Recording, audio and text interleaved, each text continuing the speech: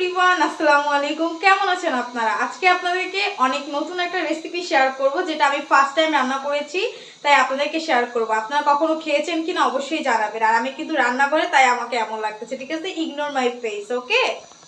তো দেখেন, এই যে দেখা যায় কিনা আমি জানি না, আই এম নট শিওর।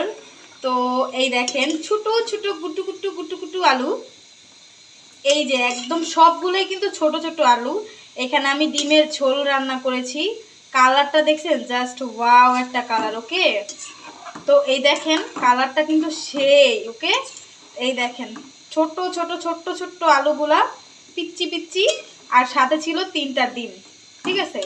তো কালারটা দেখেন, কালারটা জানি আপনাদের দেখেই লোভ লাগছে, আপনাদের কিন্তু খেয়ে দেখাবো, তাই আমি 2 পিস উঠাচ্ছি। তো এটা হচ্ছে আপনাদেরকে দেখানোর জন্য।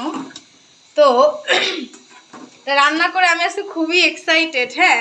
তো ভাবলাম যে আপনাদেরকে দেখাবো এটা সুলতে আমার কি পরিমাণে কষ্ট হয়েছে। নেক্সট আর রান্না করবো কিনা কোনোদিন সেটা আমি জানি না। তো তাই আজকে রান্নাটার কালারটাও কিন্তু দেখেন অনেক সুন্দর আসছে, যার কারণে ভাবলাম আপনাদেরকে দেখাই। রান্নাঘরের অবস্থা খুবই খারাপ অবস্থা, আমার গুছানো হয়নি, কারণ আমার শরীরটা বেশি ভালো না, তাই রান্নাঘর গুছানো হয়। এইদিকে আমি ভাত চড়াইয়ে দিছি, দেখেন ভাতের কি অবস্থা সেটা দেখতে পারতেছি না এখন। ভাতটা মানে হয় না এখনো, হবে আর কি ওই পর্যায়েই। জাস্ট একটু দেখি, দেখেন আমার ভাত এখনো পুরো চাল চাল হয়নি, হবে।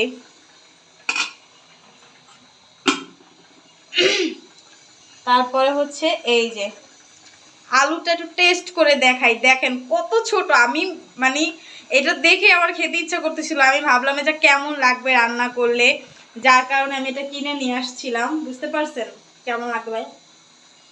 দেখি, উফ, এতটা টেস্ট, খুবই টেস্ট। বিশ্বাস করেন আমার ইচ্ছা করতেছে আমি এখনই খাওয়া ভালাই। এটা আসলে আমি এরকম ঝোল ঝোলই রাখবো, আপনারাই বলেন এরকম ঝোল ঝোল রাখলে কেমন লাগবে। কালারটা কিন্তু অনেক সুন্দর, আমার এটা দেখে আপনাদের কার কার খাইতে ইচ্ছা করে। দেখেন এখানে কিন্তু সবগুলো আলুগুলো একদম ছোট ছোট করে, একদমই ছোট ছোটগুলো প্রতিটা আলু।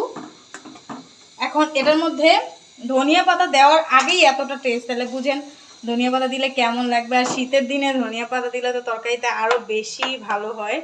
এই যে ধনিয়া পাতা আমি কেটে রাখছিলাম, এখন এটা আমি এটার মধ্যে দিয়ে দিব।